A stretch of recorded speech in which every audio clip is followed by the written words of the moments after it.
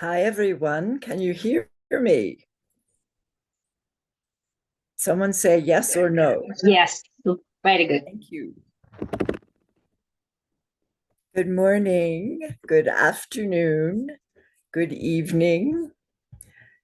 So, my name is Christina Kasica, and I will be teaching Organic Sanskrit 1 to everyone today. And I'm very happy to be here, and thank you very much for joining. This will be an unusually challenging class for translators to translate. So just do the best you can. Don't worry too much, and we'll make it work as we go along. So, how many people do we have here today? Does somebody know? I can't see the statistics on the bottom. Marina knows the answer to all these questions. 16, 18, great. And how many language groups? I want to know how many people who are non-English speaking are with us today. So if you don't speak English, but you have another language, put it in the chat. I see Vietnamese, I see Chinese. Okay, Spanish, yay, Claudia. Okay, that sounds great. And the reason I ask, not only because I care and it's interesting, but we will be using a number of American English examples. So they may or may not translate well into your language, but we'll do what we can. Now, our class today is called A for Apple. Okay, so why is that?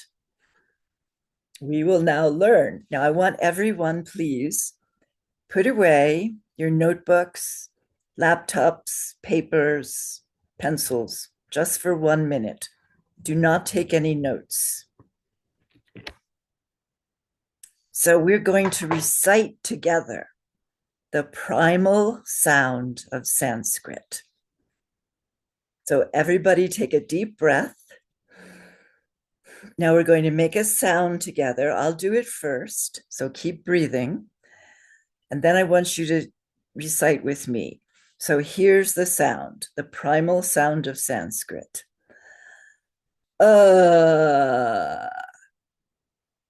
Okay, now everybody unmute yourselves and say with me, 1, 2, 3. Uh, Uh, uh, good. Not Sugang. Yes, that's great. uh, okay. Does anybody feel brave enough to say that by themselves, not with the group? Besides, Sugang, you feel brave enough. Good. How about Tan Ho or Ying Hui or Sharon? Come on, you can do it. Uh, uh, uh, ah, uh. uh, uh, Ying Hui, was that you? yeah. Okay. Sharon? Anybody else? Okay. All right. And it's translate. I'm not do it. Or you can go to Chinese channel. Chinese? Oh, Sharon is translating, Yes. interpreting. Okay. Sorry. All right. That's good. So, Marina, may I have the first slide?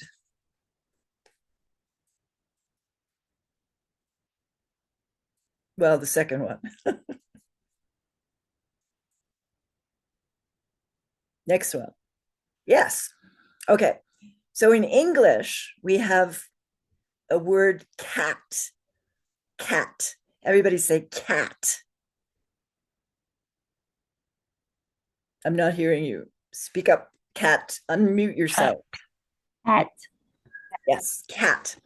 Cat. Here is Cat. cat. Perfect. There is no such sound in Sanskrit. And this is very, very important.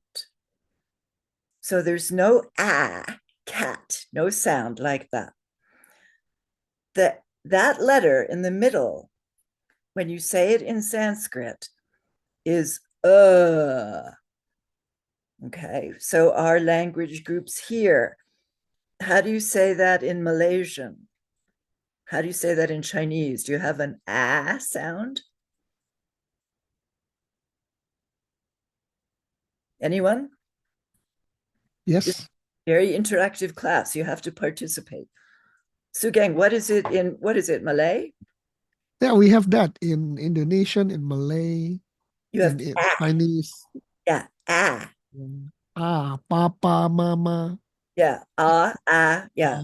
Yeah. So we're going to put that sound aside. You're not supposed to hear that when we speak Sanskrit. Okay. Okay. So let's go. If I can make my PowerPoint work. Let's go to the next slide.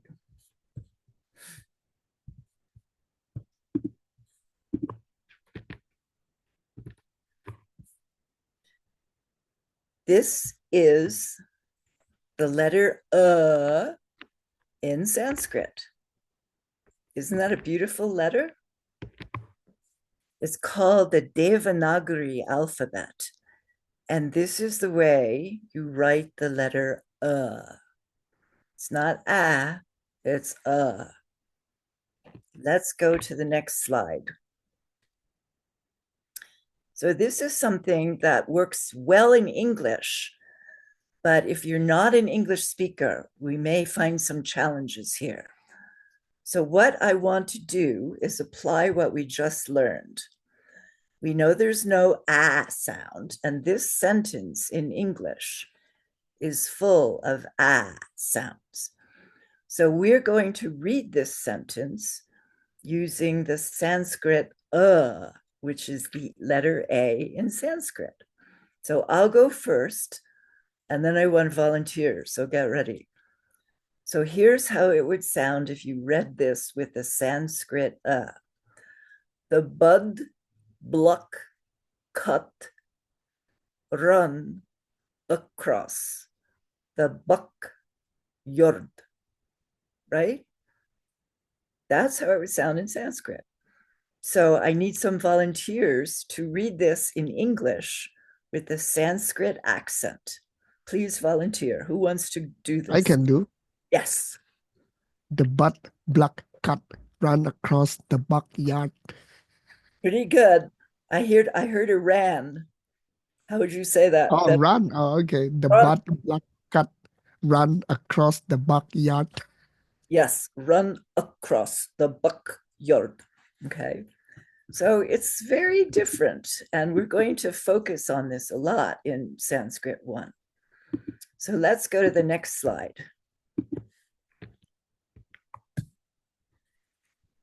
Okay. There are actually no exceptions. It's 100% true. It's just like karma. Everything goes according to karma, right? No exceptions, no matter how bad the disaster is. In Sanskrit, it's always no exceptions. Okay, let's try the next slide. All right, so bring back your paper and pen. Computers won't work too well here, so try to find something to write on. Not a big piece, can be some small note paper. Now, when you write Sanskrit, it is an alphabet and it is written, but it's a little bit like calligraphy. So if you like, you can go to the store or go online while you're in this class and get some nice brush markers. These are the ones with the soft tips that move on the paper. Sakura in Japan makes a nice one, Stettler in Germany, and there are many others. But you can easily use just a plain pencil is good, or even paper.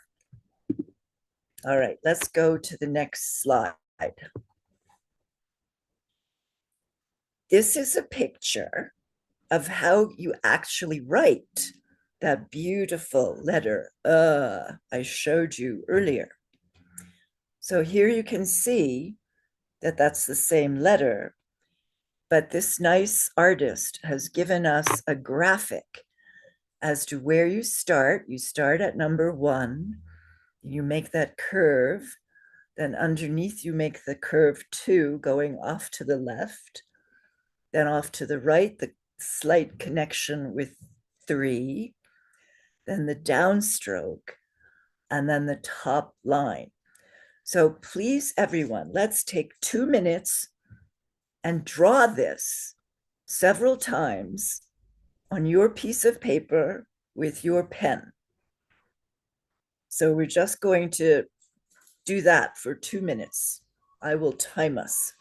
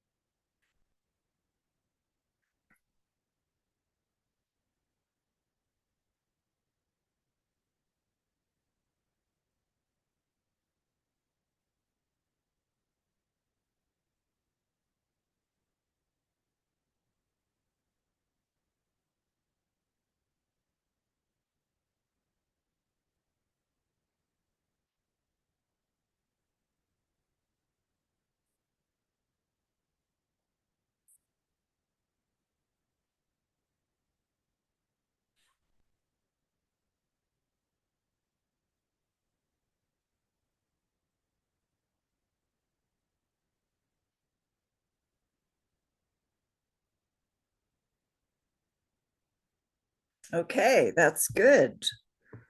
Who is brave enough to show me what you wrote? I can't see too many people on the screen, but I can see some, and Marina can help me.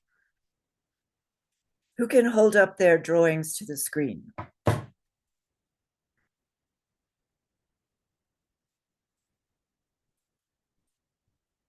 Ah, very nice. Beautiful, Natalie. Xintian, I love you. Thank you. Very nice. Okay, so this can be done, and we're going to practice a lot of the Sanskrit letters in this class. But this is the first one. So look, we've only been doing this for 15 minutes, and already you're pronouncing Sanskrit and you're writing it. You guys are good. All right, let's go to the next slide, Marina.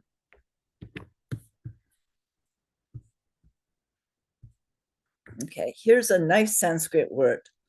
Sutra. Everybody say sutra. Can't hear you. Sutra. Sutra. Sutra. Sutra. Sutra. Sutra. Sutra. Right. Okay. Sutra. So now sutra has several meanings in Sanskrit. It is most well known, perhaps, as a verse which is spoken by the Buddha. So the Buddha sutras are actual words spoken by the Buddha. But sutra also literally means thread, like a needle and thread. So you see that it is something that connects things. When you sew something, you connect two pieces of fabric together. So you may have noticed when you look at Sanskrit that there is a line across the top of the letters. And this line is called the sutra. And it's written across the top of any Sanskrit writing. Now, sometimes some of the letters will break the line and you'll see a gap, but most of the letters are written under it. So they're connected to the sutra by their tops, the top part of the letter, or sometimes there's a short upward stroke connecting it to the sutra. But you will see more of these examples as we go along. I just wanted you to know that that top line is called the sutra. So normal Sanskrit is written all together in one line with no breaks.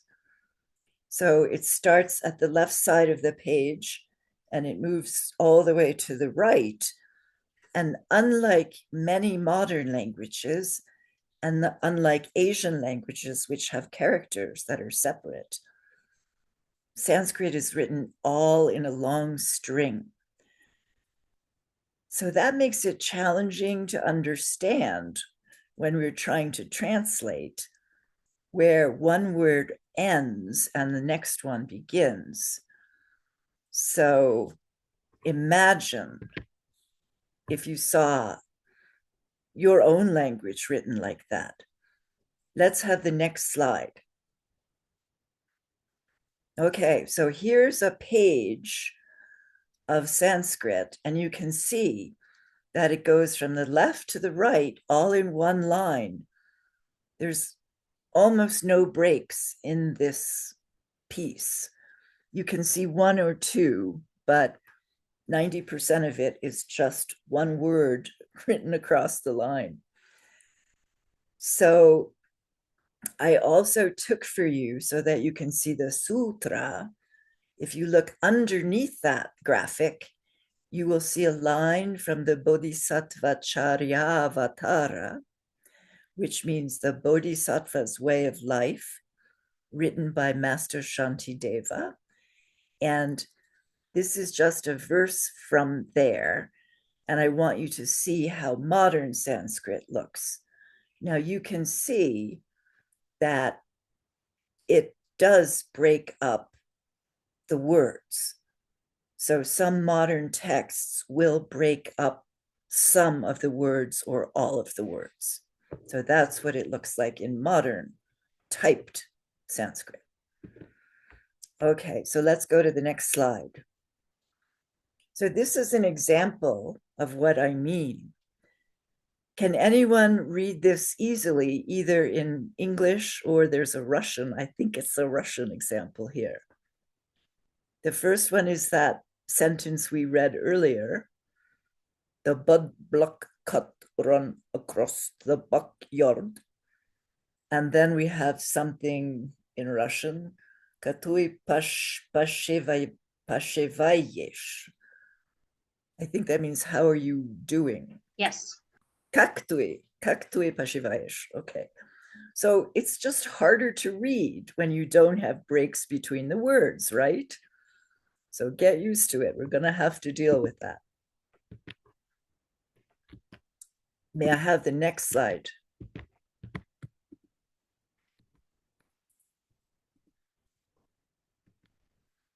Here are some practice words. So I chose ones that mostly have the letter in them. So I'm going to say them. And then yes, thank you, Marina. I'm going to say them.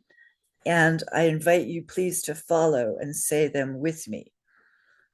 And some of them you may recognize, especially the first four from one of the dedications that we do, typically in our tradition. And some of them you may recognize from yoga or some of them from texts that you may have encountered. So let's just practice these. The first word there on the left is idam. Idam. Let's say idam. Open your mics. Idam. Idam. Idam. Idam. Good.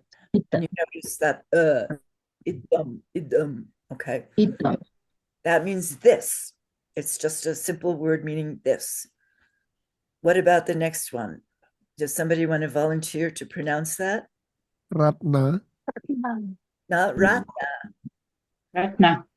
Ratna. Ratna. Come on, guys. Ratna. Ratna. That's much better. Ratna. Good. Do you hear the difference, or is that too hard to hear the difference? Okay. So the next one is a word you probably know. It's mandala.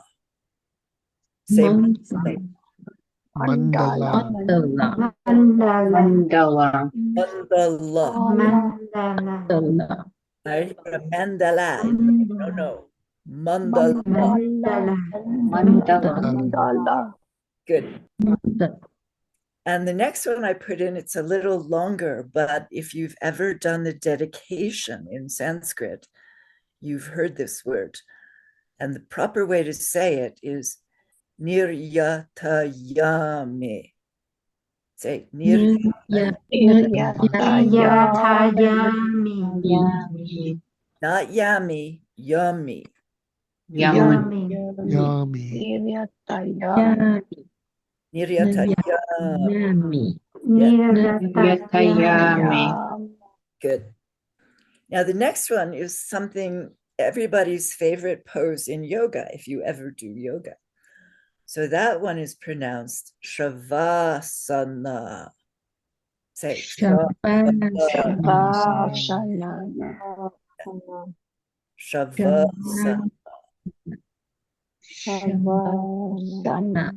Good. Shavasana. Not Shavasana.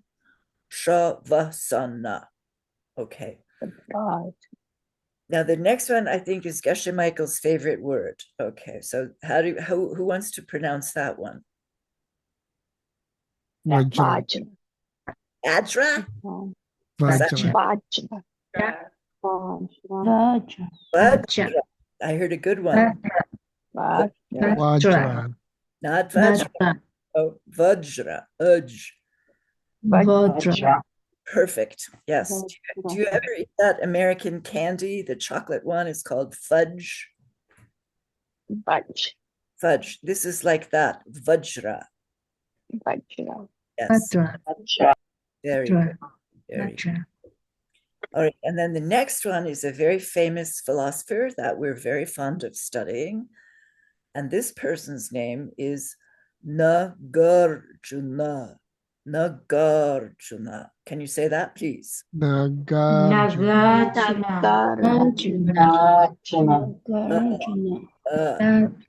I want to hear more. Nagarjuna. Yes. Good. Yes, that's very good. Okay, and the next one is a good one. Who wants to pronounce that? No, Rasa. Ananda. Rasa. Ananda. Oh, Rasa. Sorry. Rasa. Rasa. Rasa. Rasa. I want to hear more. Rasa. Rasa. Rasa. And that is a nice word that means taste. So we often hear eka rasa, one taste. And now one of Geshe Michael's other favorite words. What's the last one there? Who wants to pronounce? Ananda. Good. Ananda. Very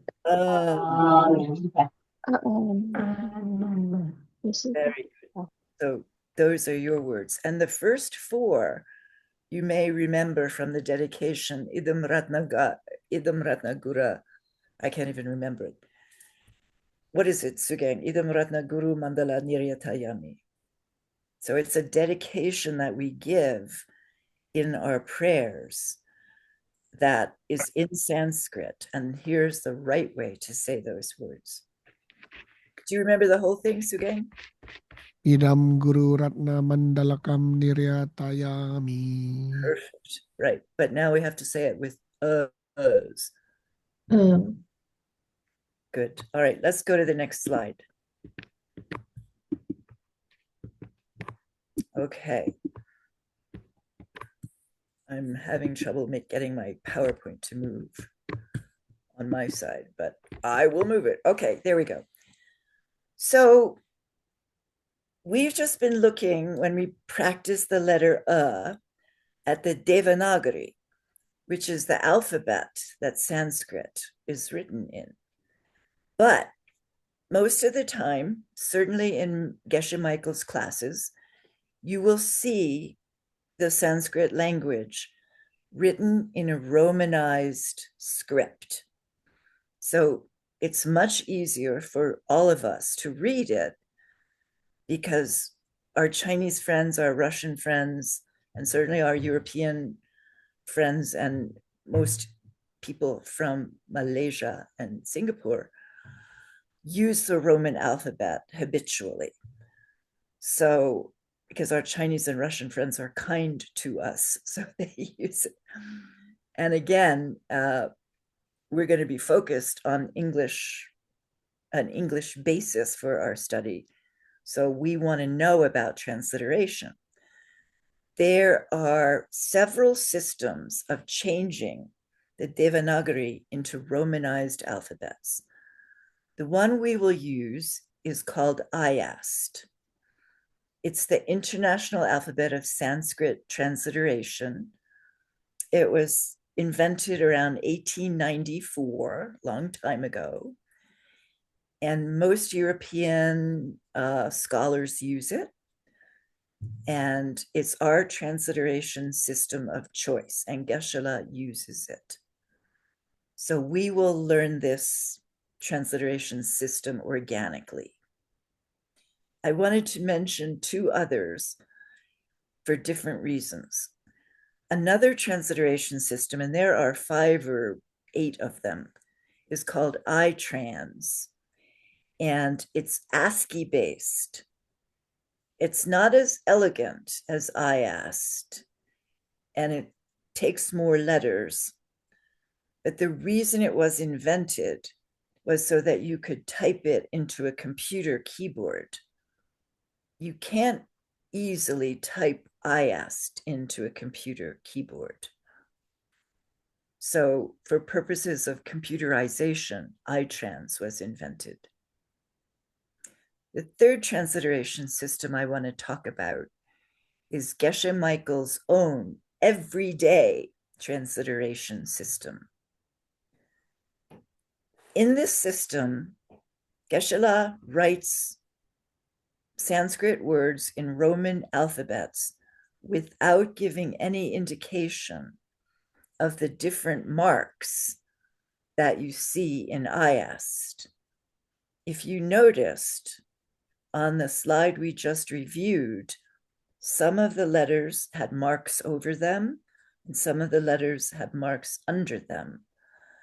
This is because in Devanagari, which is the Sanskrit alphabet, there are multiple versions of certain letters that we need to differentiate in the script in order to know what they actually mean.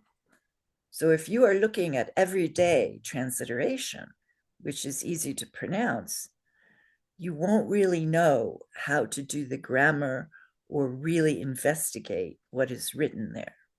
So we're going to use IAST, which we'll learn organically as we go along. Okay, next slide, please, Marina. Very good, I'll get there any minute now. I don't know why my PowerPoint is so slow. All right, we're just gonna talk about 5 different mouth positions in Sanskrit. Sanskrit is a sound-based language. Okay, Tranno, I hear you. Sanskrit is a sound-based language.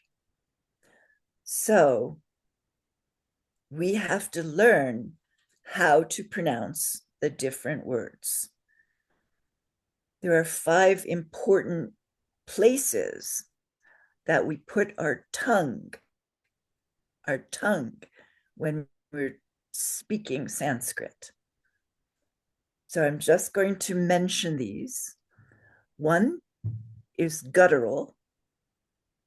It's you put the tip of your tongue all the way in the back of your throat. Ah. 2 is palatal. You put the tip of your tongue back against that hard bump near the back of your mouth.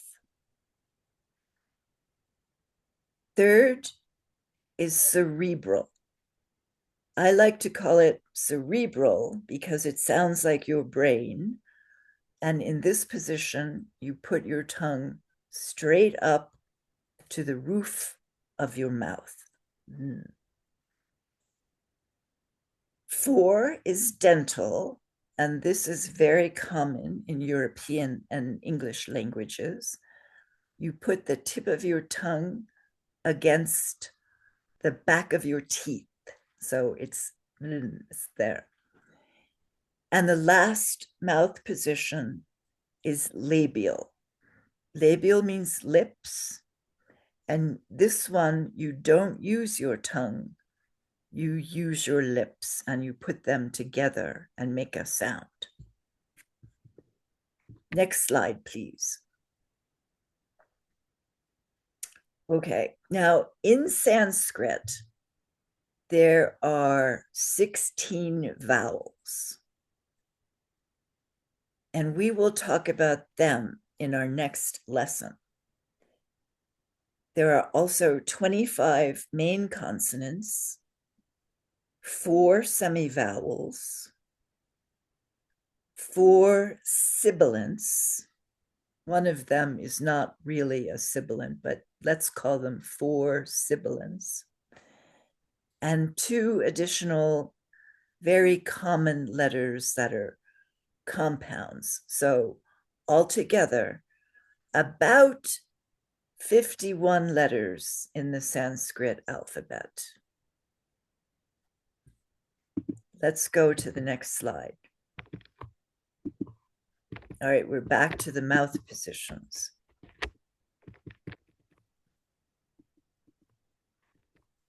And these we'll go over again as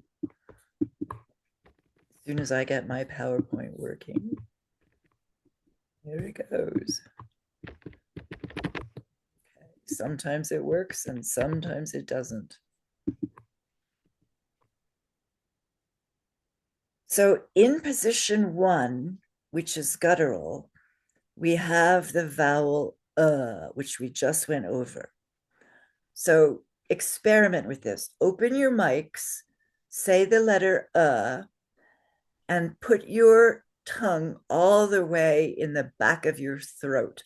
So your vocal cords vibrate. Say So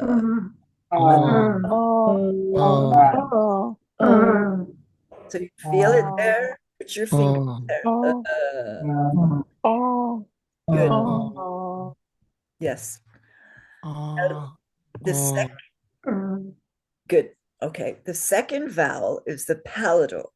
That's where you fold your tongue in half and put the tip against that hard bump near the back of your mouth. And this vowel is eh.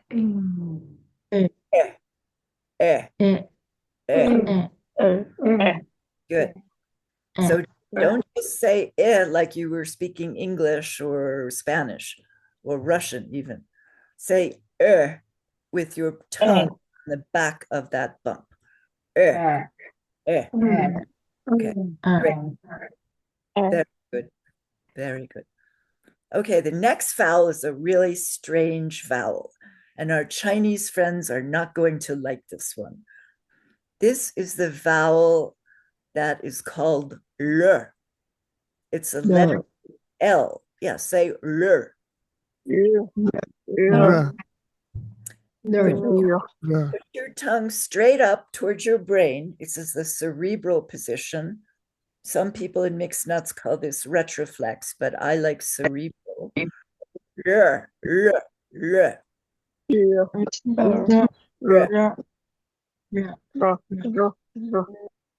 Very good. This is the L in Kurp, as in kalpa. Okay, very good. Oh, okay. Now, see, I need my glasses because I just said the wrong one. The Chinese friends are not going to like this one either, but the cerebral is the other weird vowel. It's an R sound, but it's a vowel. So we say R, R, R. Can everybody say R?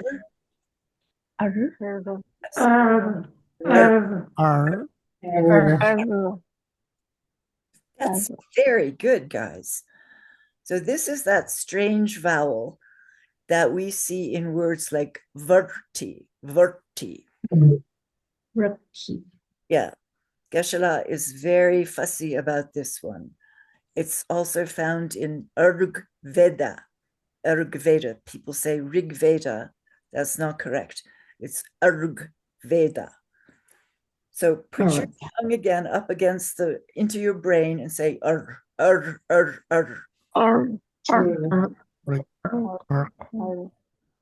Good. Good. Now here's the one I made a mistake with just a minute ago, and it's the L. I have my glasses on now. This is the dental position. You put your tongue behind your teeth and say le, le, le. La. Right. Good. Le. And that L sound is found in Kurp, and there's hardly any of it. I think there's only one or two words in Sanskrit with this vowel, so we don't have to pay too much attention to it. And finally, the last simple vowel is U.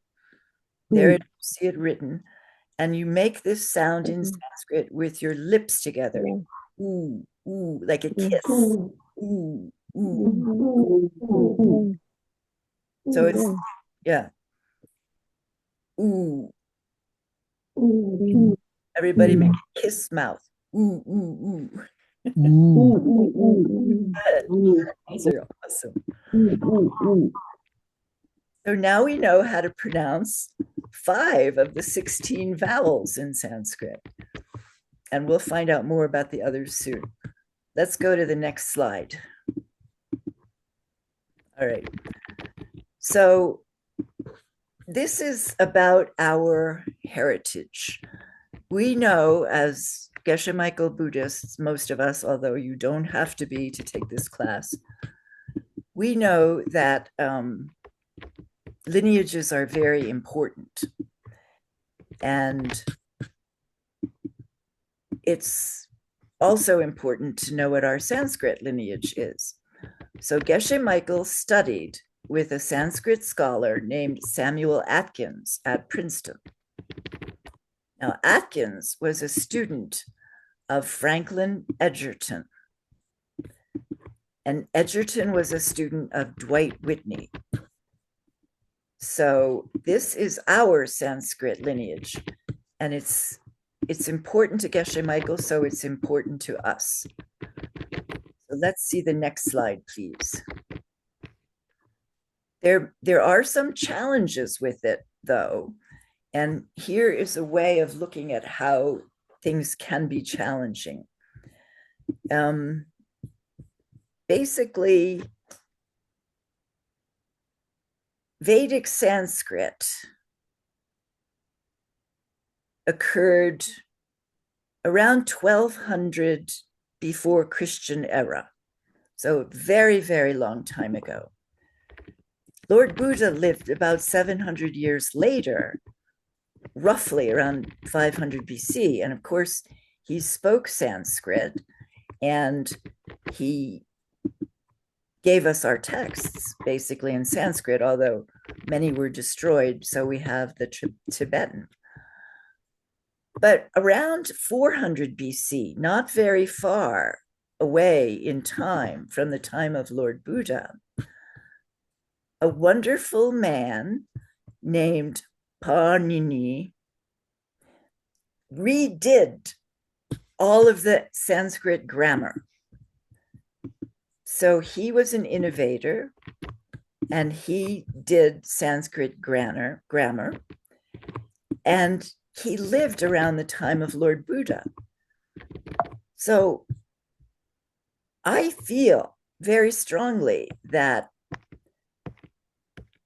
we have Buddhist Sanskrit that is much closer to Panini's grammar than Vedic grammar. However, our Sanskrit lineage, based on the teachers of Geshe Michael, is more of a Vedic lineage. So there may be some slight inconsistencies in classical Sanskrit, which came around the time of the Buddha, and Vedic Sanskrit, which is very, very ancient. So you can see that it's all a long time ago. And in order to illustrate this, I want to use an example that Geshe often uses, and that is the English of a poet named Chaucer. So if you have studied English literature, you know a little bit about Chaucer. And he wrote a lot of works in English, and I'll recite a little bit of one of them to you. Quand'at april in shore sota, the drochta of March had perse to the rota. That's English. Now you can see from the timeline that Chaucer lived much closer in time to us, but there's about the same difference between Chaucer and us in 2025 as there is between the Tharva Veda, which Whitney studied, and Lord Buddha, about roughly 700 years. So a lot of change can take place in a language in that time. So in my opinion, Panini's grammar is closer to what we study than Vedic grammar, but Geshe Michael's tradition is Vedic. So there may be a few inconsistencies. Okay, Marina, can we have the next slide, please?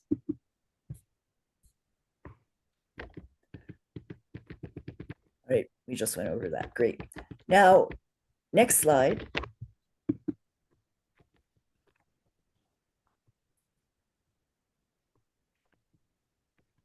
We're going to take a minute to review the vowels. So these are the 5 simple vowels. Remember, there are 16. So there's 11 other ones that we'll go over next time, which are not simple vowels. These are the simple ones. So who feels brave enough to say these 5 vowels out loud?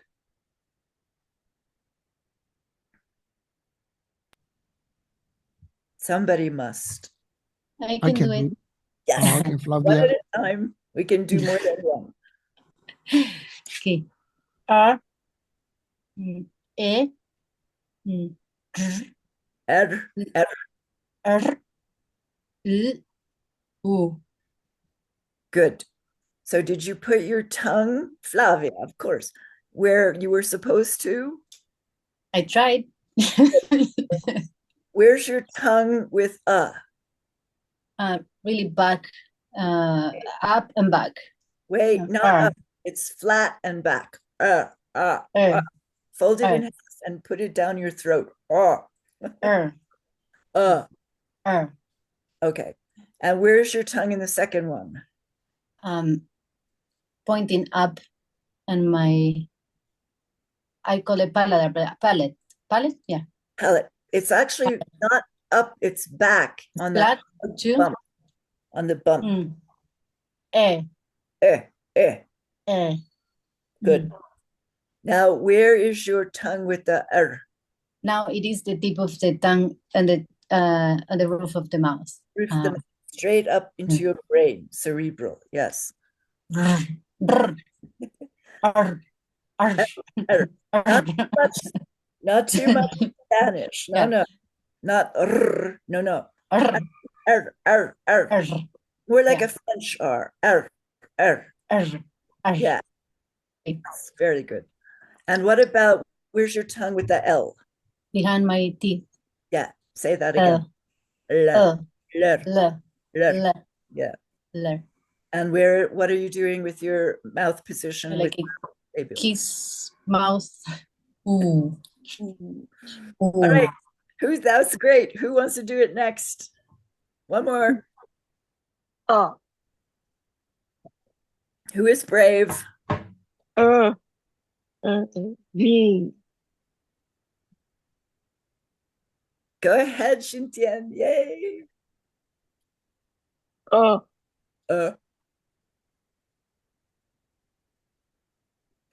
Mm. Er.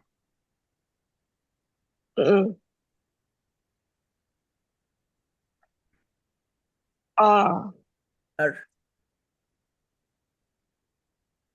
L. L. Yeah.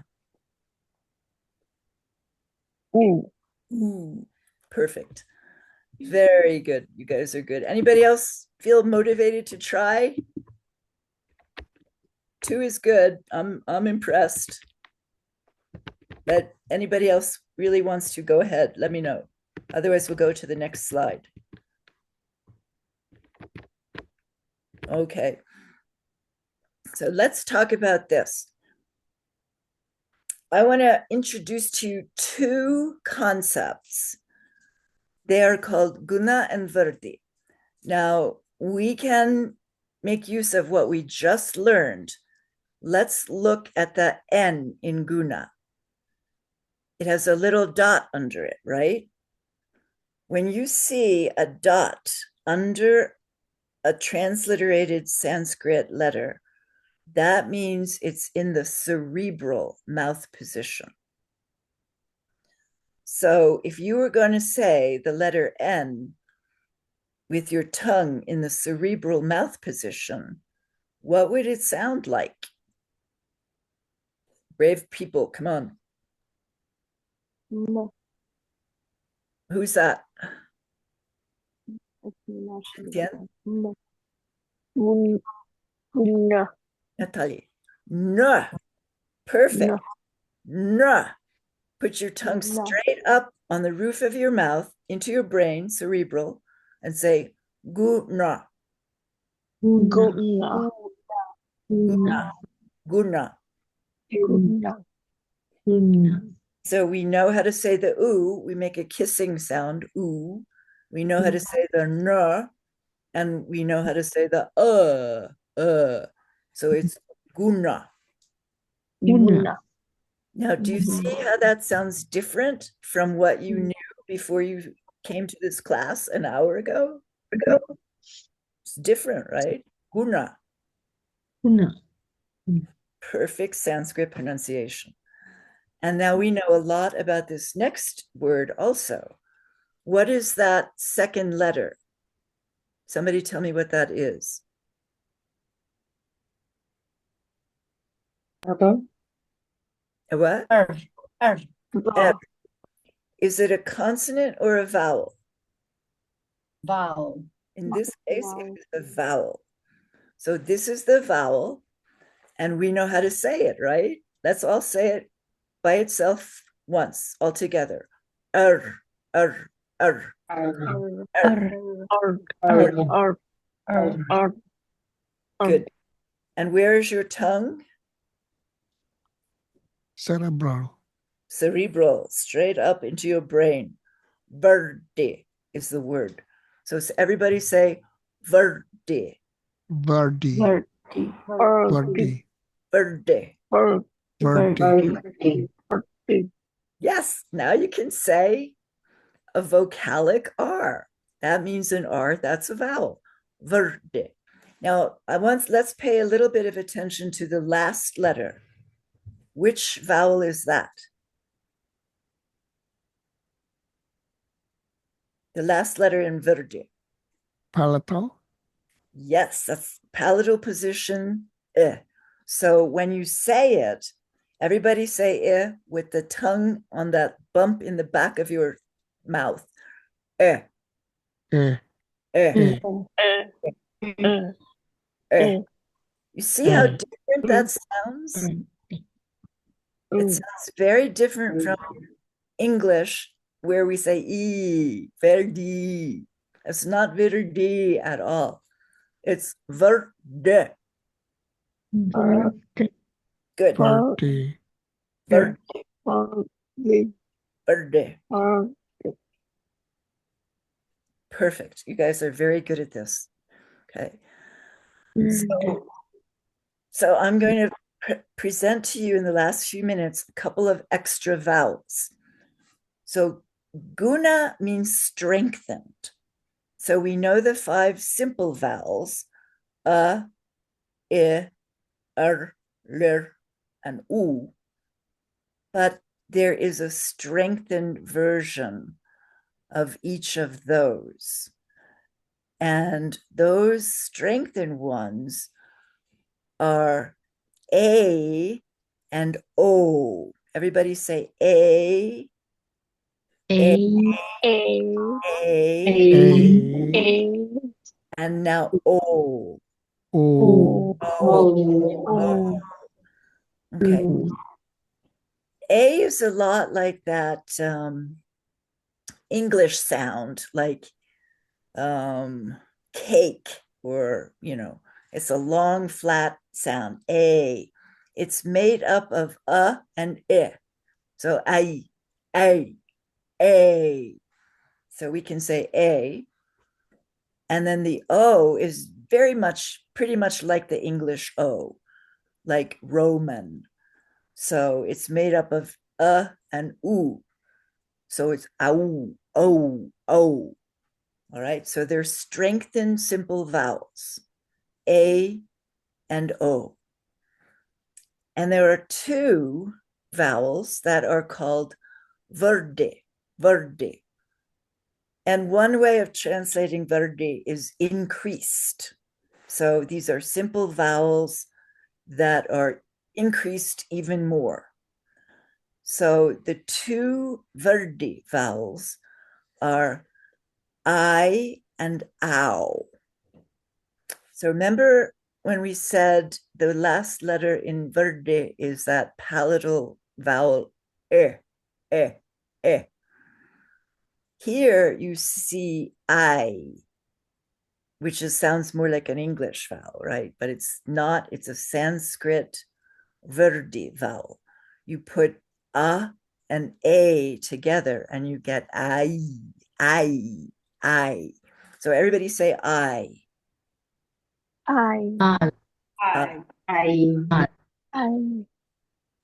Very good.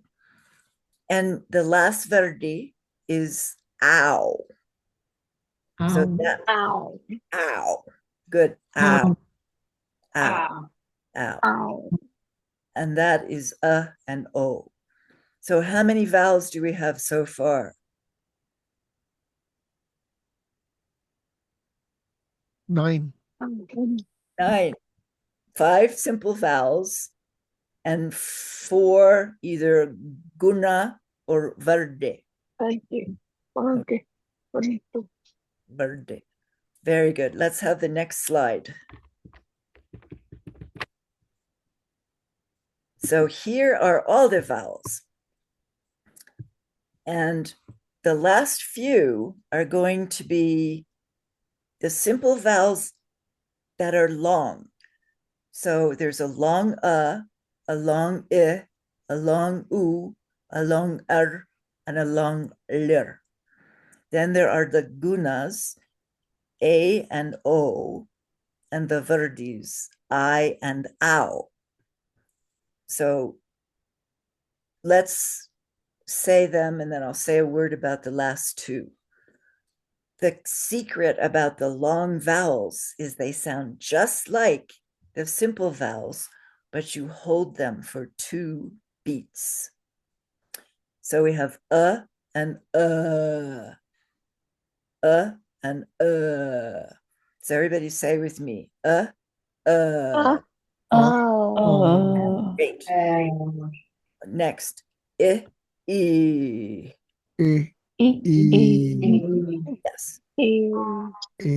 E. Then next is U, U, U.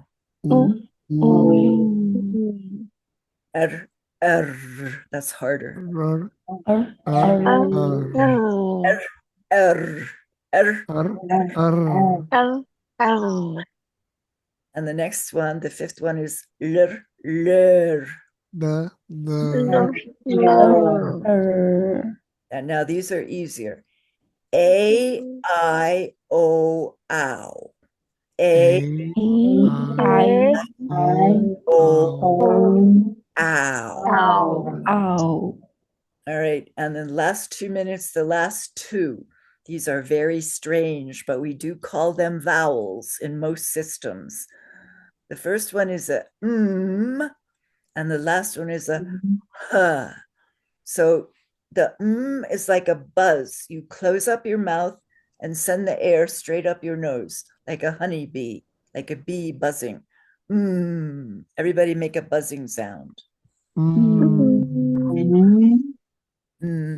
the last one, the very last one is h. Ha. Yes. All right, we'll go over more of those next time. Can I have the next slide? All right. Well, that's about it for class. And I want to make sure that if you have questions, feel free to ask them. I would prefer it because I can't always see the chat. If you have a question, open your mic and just ask, and we'll deal with it in real time. Okay? But feel free. This is all new and can be very confusing. And in this class, Series 1, there are no official homeworks, no quizzes, and no final exam, and no certificate. But if you feel like you want some homework, you can practice the alphabet song, and I will sing that for you next time, although I can't sing very well. Any urgent burning questions before we say goodbye? No? I have a question. Yes, ma'am. I was just thinking, usually when we are having a classes like this, and then how long we are in the way that we can at least understand how to read, and when you see the writing. You're way ahead of us. We will get there in the next 9 classes. We will do small pieces of connecting what we're learning here with how to write and how to pronounce when you see.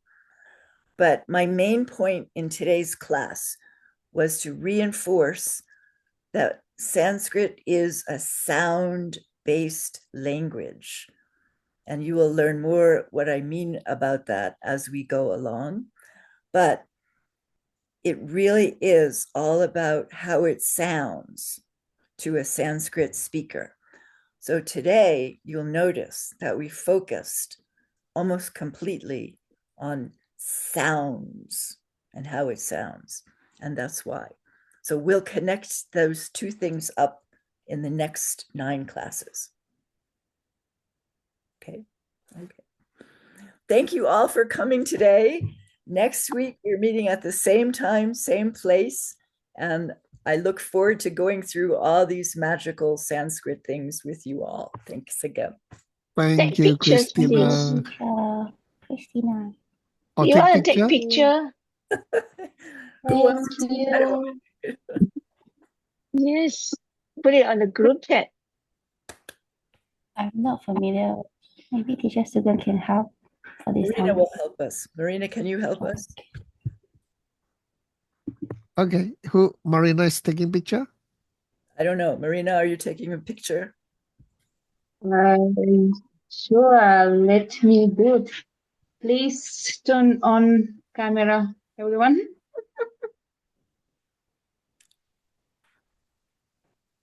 Yeah. And let's do it small because I have here sitting a lot of time host here. Now. Great. Yes. Thank you.